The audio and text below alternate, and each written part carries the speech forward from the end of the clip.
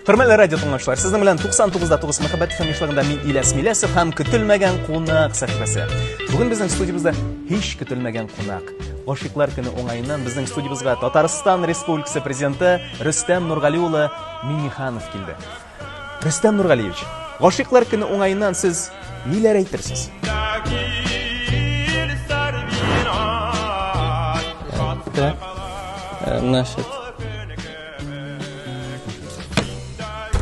Значит, давай быстренько, времени очень мало, шлярга керек, поэтому буду краток.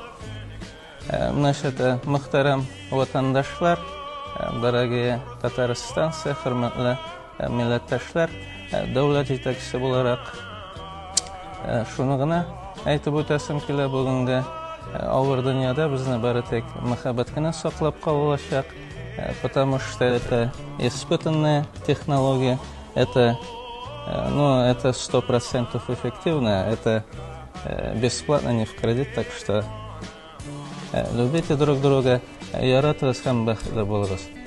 Игътибар өчен рәхмәт. Байрам белән.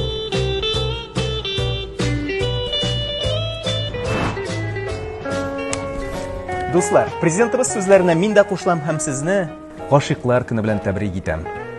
Сау-сәламәт булыгыз һәм иң мөһиме, яратыгыз. Яраткан кешеләрегезне югалтмагыз. Сезнең белән 99.9 Мөхәббәт FM эшләрендә мин Иляс Миләс булдым һәм безнең тавыш режиссерыбыз Чулпан.